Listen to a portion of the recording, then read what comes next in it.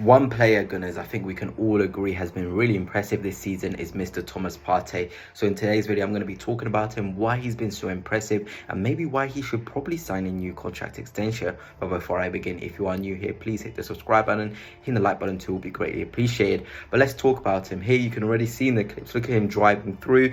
These things that he adds to, the way we play are really, really important. Has the confidence to glide past defenders if needs be.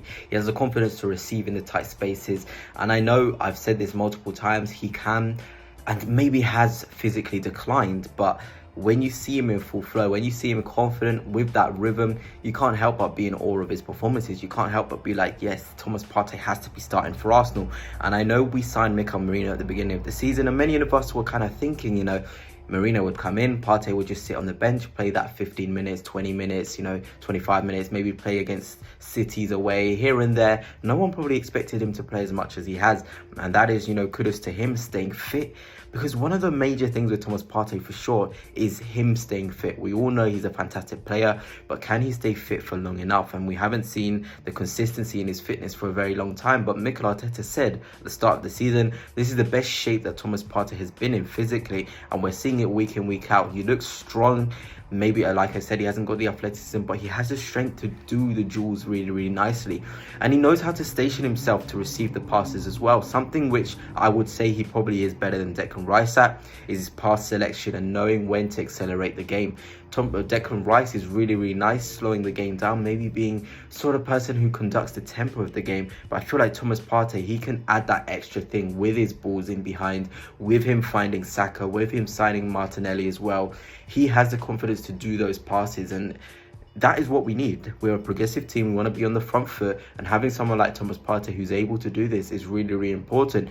And what I loved, especially when he came on the other day against Nottingham Forest, he looked assertive, he looked confident. You never really felt, okay, Thomas Partey coming in, is he going to be okay here? We already know we're going to get now 6 to 7 out of 10 performances from Thomas Partey, and I can't say that has been something we can all say can be something we can all say, because he comes into the side at times and maybe he's a bit slow, lethargic, especially last season. Maybe he wasn't at his best due to the injuries as well. But this season, he's a guarantee. You're guaranteed somebody who's going to hold the ball and want the ball in tight spaces. You're guaranteed somebody who's going to play passes over the top. You're guaranteed somebody who's going to try and take responsibility in the build-up.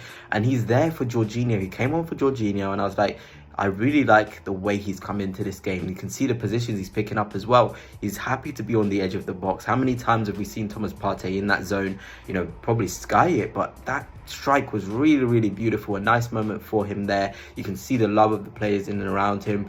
He just has the confidence right now, and we need to make sure he still has that rhythm. He still has that confidence to keep on playing, because for me, Thomas Partey with rhythm can be one of the best midfielders in football. I know it sounds crazy. We've heard Zinchenko come out and speak about Thomas Partey saying, wow, Thomas Partey is better than Rodri for me. And when someone like Zinchenko says that, who's played with Rodri, you can't help but notice and agree with him, because Thomas Partey can read the game as well. I feel like we forget how much of a defensive demon he can really be. He knows when the ball's going to bounce in and around. He knows how to anticipate. He loves sniffing out the danger. And I feel like one of the biggest things as well is him not going away with the national team as much. It's really helped him build this rhythm. I'm sure he would want to be playing international games for his country. But now he's consistently fit. And now we've got a massive, massive decision to make. Do we keep Thomas Partey now when he's in the form of his life? Do we extend him by 1 year? Do we protect his value? Do we let him go? It's going to be a really, really hard decision to make. And I'm sure Mikel Arteta already is thinking next season, because we're going to have Jorginho, Thomas Partey, Rice, Merino. Jorginho is probably going to go. Is Thomas Partey also going to be a player who's going to go as well? Then we're going to probably need another midfielder, if not 2 midfielders, to fill the gap of those players leaving. So do we want to leave ourselves with too much to do? We already saw this summer we wanted to sign a winger, striker. We ended up getting neither, really. Sterling hasn't had the impact in the games that he's played to suggest that it's been fixed for the long term. And it is disappointing, to be honest, because obviously a lot of us love Raheem Sterling coming in, but we can't make the same mistake next season. Are we better off not just keeping Thomas Partey, letting Jorginho go, and just find maybe one player if there's a market opportunity, rather than what we did here, getting Raheem Sterling when we had Reece Nelson, who was perfectly adequate doing the Sterling role and demanded less per week? And you know, there's just a lot to think about, because Thomas Partey for me has been really, really nice in there, ranking high amongst other midfielders in the world. And I'm sure Mikel Arteta has definitely got this on his mind, to be honest. Let me know down below, what would your thoughts be? Would you keep Thomas Partey on for next season, or would you be looking to move him on? Because, of course, he's 32 as well.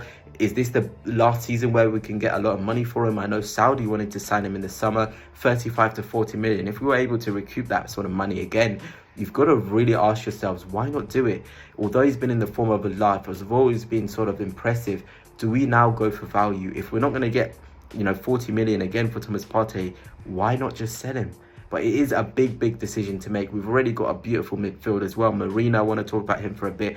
He's been really impressive as well. The past 2-3 games, he's starting to get in his rhythm, starting to understand his role, and we're starting to click in there. Now we're going to build some momentum. Erdegaard back as well. Things are looking up, Gunners. It really is looking up in that midfield. In the attacking phase as well, we seem to have our mojo. The fluidity's there. Defensively, we're looking solid again.